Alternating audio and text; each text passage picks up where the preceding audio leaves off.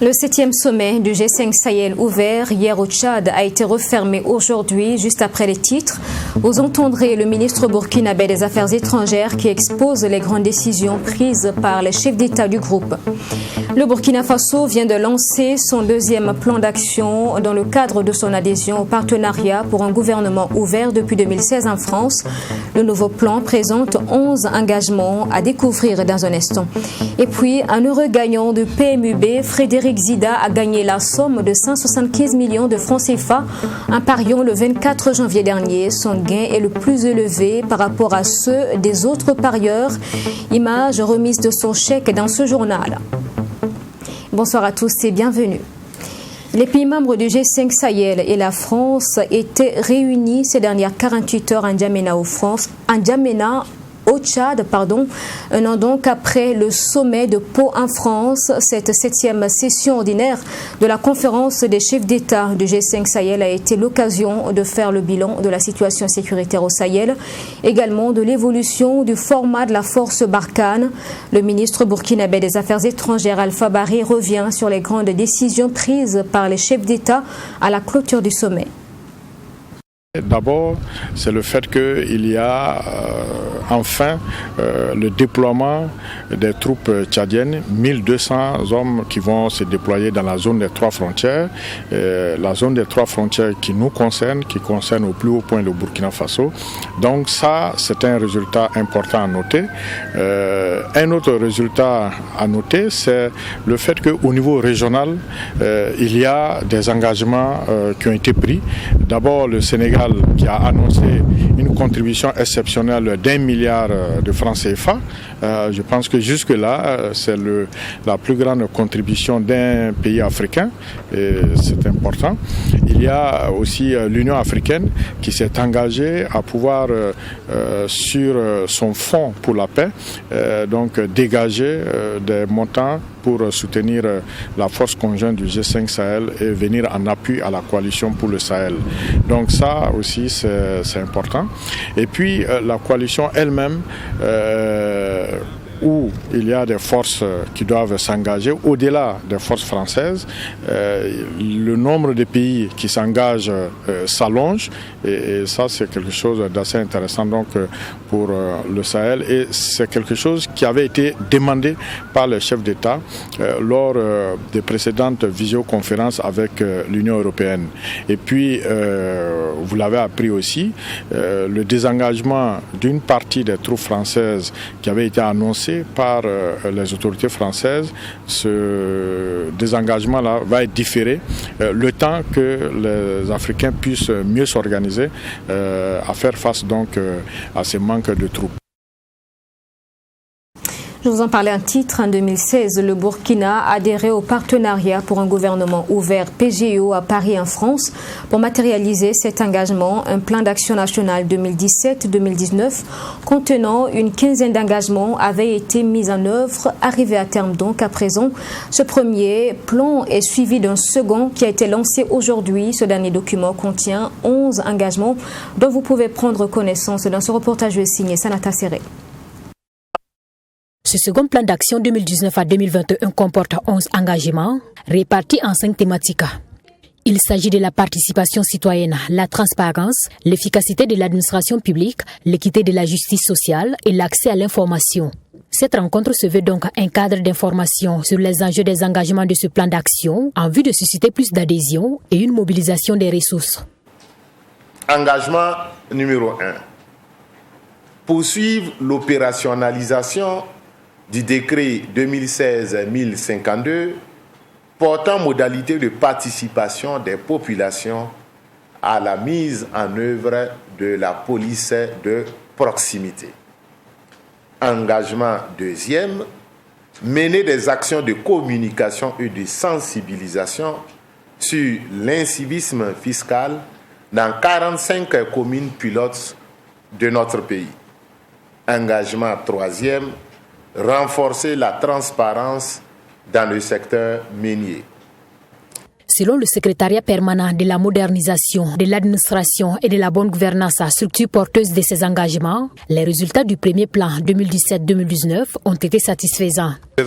Sur un total de 13 engagements, nous avons mis en œuvre 12 engagements. Donc c'est un taux très satisfaisant. C'est ce qui nous a conduit à l'élaboration. C'est ce qui a également suscité l'adhésion massive des partenaires tels que la société civile, tels que les populations, à la mise en œuvre du second plan d'action nationale. Ce plan d'action national 2019-2021 a été élaboré avec le concours de l'ensemble des parties prenantes, dont les organisations de la société civile. Il faut dire que le partenariat pour un gouvernement ouvert, c'est justement l'administration publique et la société civile. Donc sans société civile, il n'y a pas de PGO. Donc c'est de travailler ensemble avec l'administration publique dans un processus de co-création. Ça veut dire dans un processus de consultation publique où on recueille les avis des citoyens, jeunes, moins jeunes, femmes, hommes, personnes défavorisées, pour influencer les programmes publics. Le coût de la mise en œuvre des engagements du dit plan d'action est estimé à plus de 5 milliards de francs CFA. En raison de la situation sanitaire et sécuritaire, ce plan d'action connaît des difficultés dans sa mise en œuvre. Par conséquent, le Burkina Faso entend prolonger la mise en œuvre de son plan d'action jusqu'en 2022. La Commission électorale nationale indépendante CENI a offert des centaines d'ordinateurs à l'Office national d'identification ONI ce matin, du matériel informatique qui va permettre de faciliter le travail de collecte et de traitement d'informations en vue de l'établissement des cartes d'identité nationale et un plus grand nombre. Image de la cérémonie au siège de la CENI, c'est avec Serge Pado et Abdourahim Tabsouba. Ce sont 400 ordinateurs qui ont été offerts à l'Office national d'identification par la Commission électorale nationale indépendante. Un geste qualifié par le premier responsable de la CENI de mutualisation des moyens. Pour lui, ce matériel facilitera davantage la collecte des données et l'établissement des CNIB. Nous utilisons le même matériel pour collecter les données de l'état civil des citoyens pendant l'enrôlement pour en faire donc des électeurs et leur produire des cartes d'électeurs.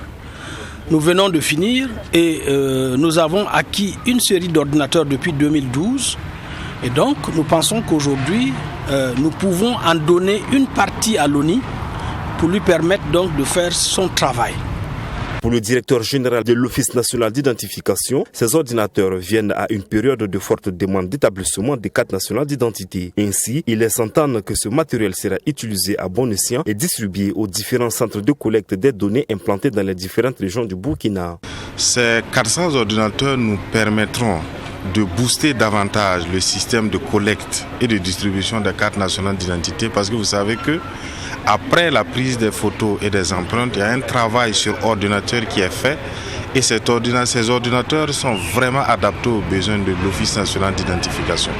C'est pourquoi nous remercions très sincèrement Monsieur le Président de la CENI et l'ensemble des commissaires qui, dans un effort de mutualisation, ont compris le besoin de l'ONI et qui nous permettront justement de faire toujours au mieux pour que l'ensemble des citoyens burkinabés qui en remplissent les conditions puissent avoir avec diligence les cartes nationales d'identité.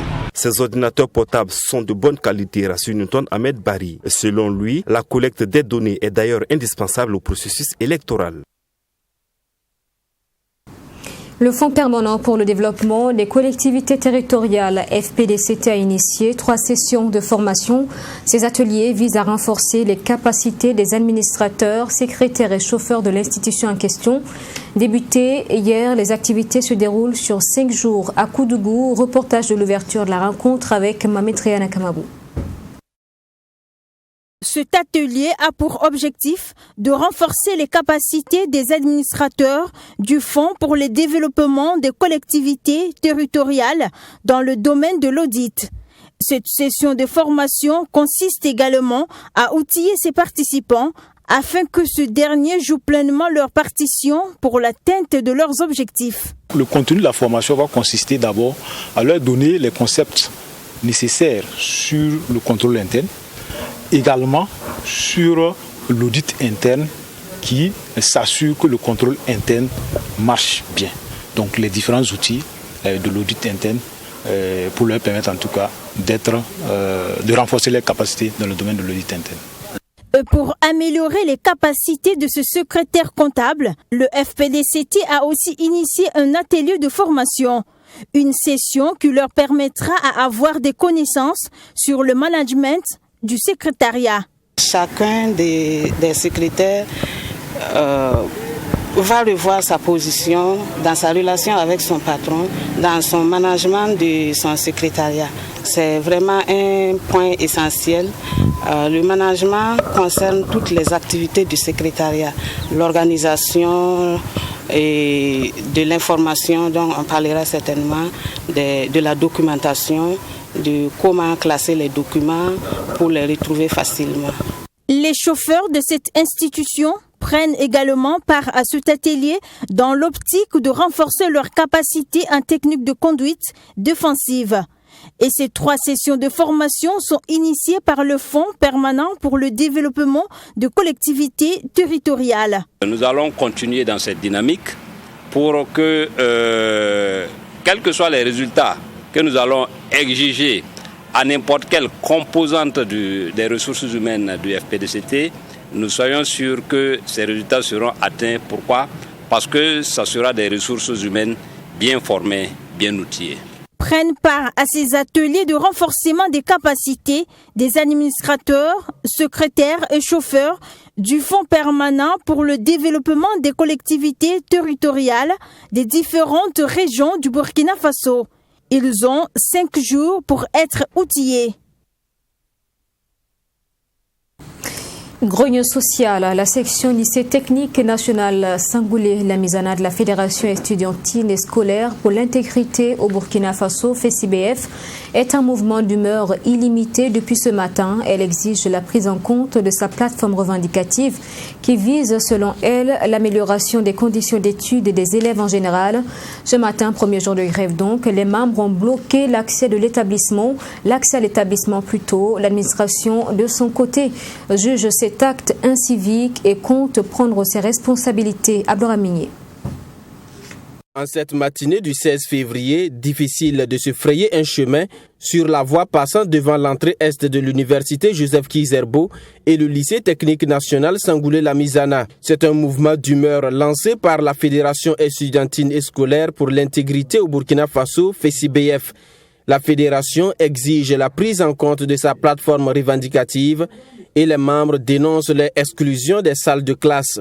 Nous faisons face à certaines difficultés que nous avons eu à énumérer dans notre plateforme revendicative déposée auprès de l'administration, à laquelle ils sont restés absurdes. Ils se sont levés pour nous renvoyer, dire que nous faisons plus partie de l'école et ils ont refusé de la négociation. Nous avons mobilisé nos camarades pour leur dire exactement ce qui se passe. Donc nous sommes là, c'est jusqu'à nouvel ordre. Tant que les problèmes ne sont pas résolus, il n'y a plus cours dans ce lycée. Visiblement, des élèves sont surpris d'être empêchés d'accéder à la cour de l'école par leurs camarades de la FECIBF. Le délégué général des élèves du lycée technique Sangoulé-Lamizana soutient que ce mouvement est en partie porté par des intrus. Ce matin, je suis venu, j'ai fait le constat que la porte était fermée.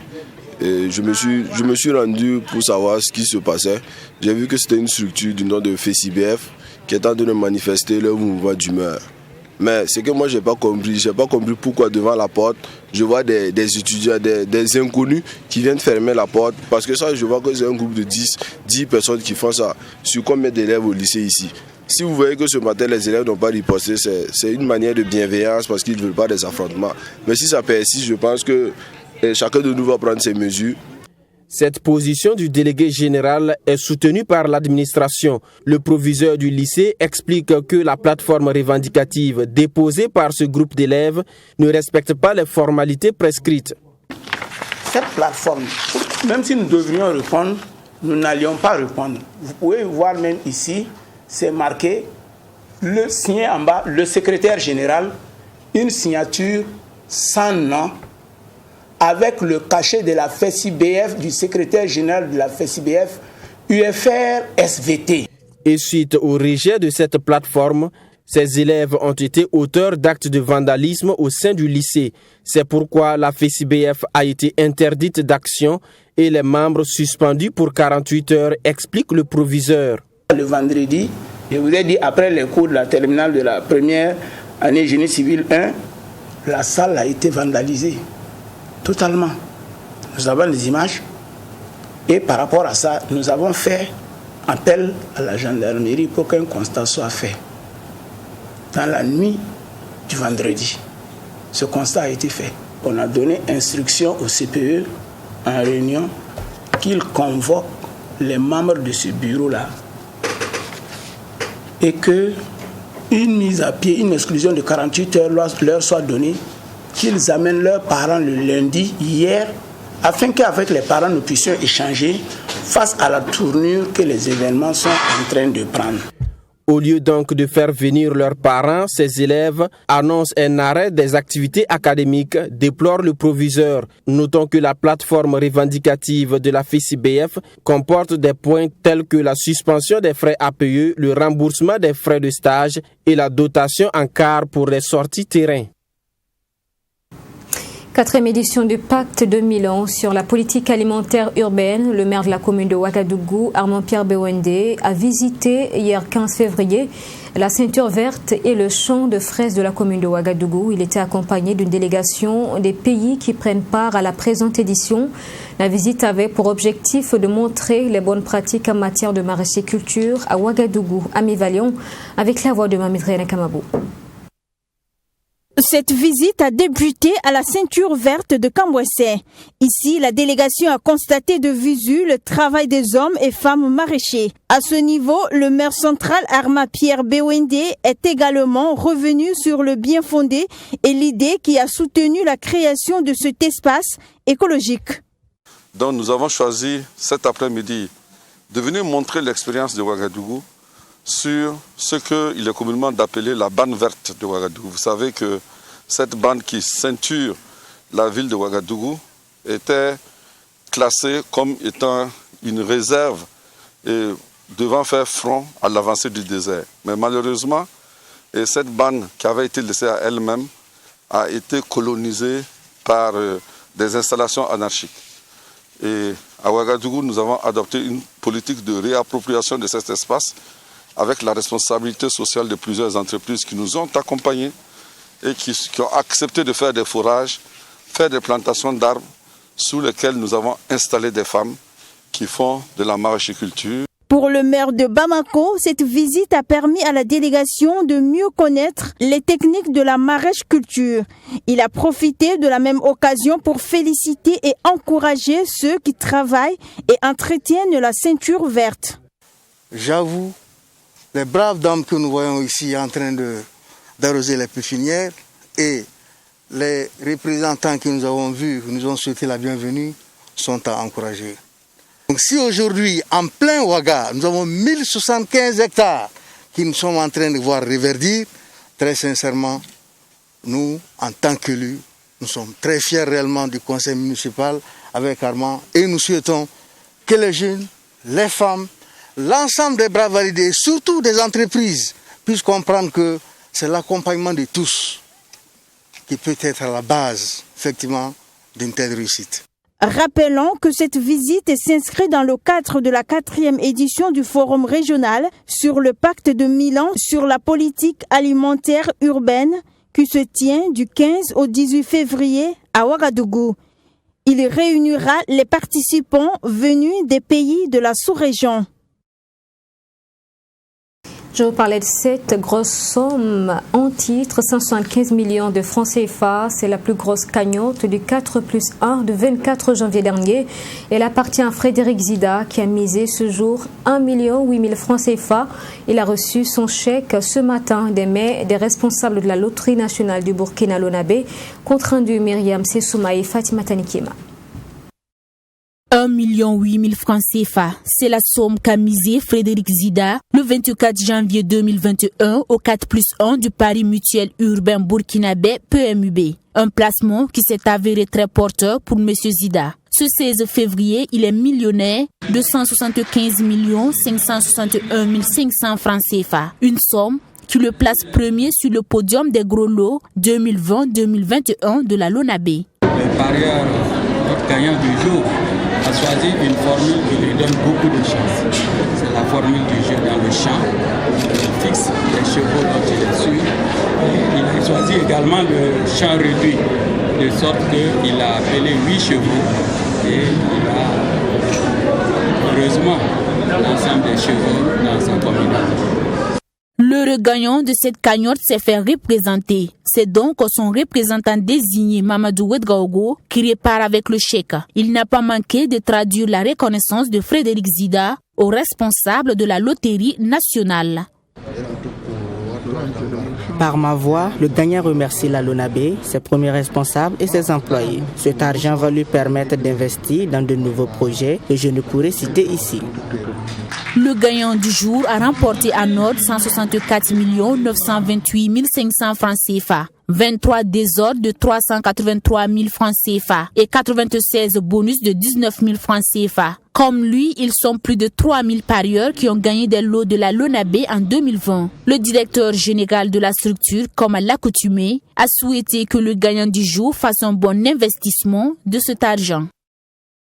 Le sport dans ce journal, la 4e édition du Grand Prix 14 en hommage au cycliste Boucaré Thiam Touré était effective dimanche dernier à Ouagadougou. 78 coureurs issus de 18 clubs ont pris part à la compétition sur une distance de 132 km. Nufuminungu du RCK a été le plus rapide et le plus performant également, avec une vitesse moyenne de 39,153 km/h. Yassine Sawadogo pour les images. Comme pour les éditions précédentes, c'est l'avenue Charles de Gaulle qui a abrité la course cycliste dénommée Grand Prix 14 en hommage à ce grand animateur et ancien cycliste Boucaré Thiam Touré. Une compétition qui, selon les organisateurs, a été une réussite. C'est une satisfaction totale. Pourquoi? Parce que la première édition, les partenaires ont fait confiance aux animateurs. La deuxième édition, ils ont fait également confiance. Et l'année passée, nous sommes allés rendre hommage à Sa Majesté le Moro Naba Bangogo. Grâce à lui, la course est une réalité. C'est un homme de sport, c'est un homme de paix, un homme de culture, un homme qui aime surtout le cyclisme. Et Sa Majesté a demandé à ce que, s'il y a une possibilité de l'accompagnement des partenaires, des commerçants, ceux qui aiment le vélo et ceux qui aiment 14 et son fils jeune premier, que nous puissions en tout cas organiser. Le ministre des Sports et des Loisirs, Dominique Nana, présent à la cérémonie, a salué la tenue de cette course cycliste et surtout le niveau élevé de la compétition avec une vitesse moyenne qui est de 39,153 km/h. Une émotion forte de retrouver un sport que j'ai suivi pendant très longtemps et je continue à voir que l'engouement populaire est toujours le même. Et ensuite, de constater que malgré que ce soit la première course, la moyenne horaire était très bonne et que c'est une course qui a eu des rebondissements, qui nous a tenus en haleine depuis le premier tour jusqu'au dernier tour.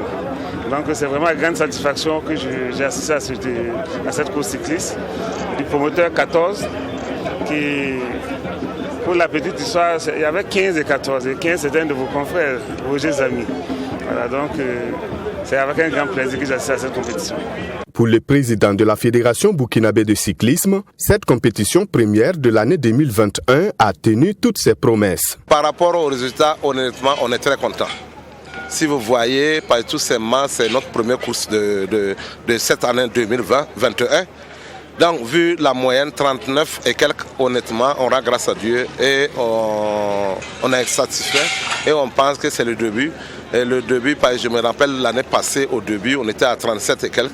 Et cette fois-ci, on est à 39 et quelques. Donc vraiment, on sait que l'année 2021 là, serait le meilleur, surtout pour le sport, le cyclisme burkinabé. Et pour les responsables des clubs, cette compétition vient allonger la liste des courses cyclistes, et cela avec pour avantage de maintenir les athlètes en jambes. Et pour une première, le club AS Sonabé dresse un bilan honorable. Et pour une première course, nous sommes satisfaits. Et il faut dire que c'est le début de la saison. Et le club aussi est né le 9 février dernier. Donc c'est un bébé qui est dans le domaine et nous sommes satisfaits pour le début. Nous allons former davantage l'effectif et nous pensons que dans la durée, nous allons occuper une bonne place dans le domaine de la petite reine au Burkina. Pour rappel, 78 coureurs de 18 clubs ont pris part à cette 4e édition. Et la vitesse moyenne cette année était de 39,153 km/h, contrairement à l'édition précédente qui était de 37 km/h. Et puis pour le compte de la première journée de la Coupe d'Afrique des Nations des moins de 20 ans, les étalons juniors ont fait match nul 0 but partout face aux Aigles de Carthage, une entrée en matière peu reluisante mais qui permet au Burkina d'enregistrer déjà 1 point en attendant le prochain match donc contre la Centrafrique jeudi prochain. À Samitiam Touré, notre envoyé spécial à Nouakchott en Mauritanie nous fait le point. Pour cette première prestation des étalons du Burkina Faso, le match nul des 0 buts partout reflète le niveau d'ensemble de jeu. Un 11 de départ qui entre difficilement dans le match avec un léger avantage des Aigles de Carthage qui profitent de leur avantage de taille pour prendre le dessus sur les étalons. Les étalons arrivent à obtenir tout de même la possession du ballon de 61%, mais les derniers réglages ne sont toujours pas au rendez-vous, selon Oscar Barro. Le premier match, il était important de ne pas le perdre. Voilà, à défaut d'une victoire, il était très important de ne pas le perdre. Nous rentrons en compétition. C'est une compétition de longue haleine. Donc il faut rester toujours dans la course. Et comme il a si bien dit, le deuxième match, il faut essayer encore de gratigner des points, de chercher une victoire. Et là, ça rassure davantage. Le troisième match, je pense que c'est un match sans calcul. En fonction de la physionomie, des résultats des uns et des autres, soit on va les jouer à fond pour faire une victoire. À partir de là, il n'y a plus de calcul, il faut gagner les matchs. Mais d'entre eux, si on n'a pas perdu un match, c'est un résultat sur lequel on peut s'appuyer pour continuer la compétition. L'absence de quelques joueurs, en l'occurrence Fiacre Kwame, a certainement handicapé toute l'équipe. En plein voyage pour sa signature de contrat avec Ajaccio, le joueur rejoindra ses coéquipiers au 2e ou au 3e match. Une venue qui va certainement donner du tonus à l'attaque. Effectivement, Fiacre est notre meilleur joueur, d'autant plus qu'il a été meilleur joueur et meilleur buteur de la phase éliminatoire au Bénin. Aujourd'hui, il n'est pas là. Il est en train de faire des formalités. Certainement, il va nous rejoindre. Parce qu'il a fait un contrat avec Ajaccio.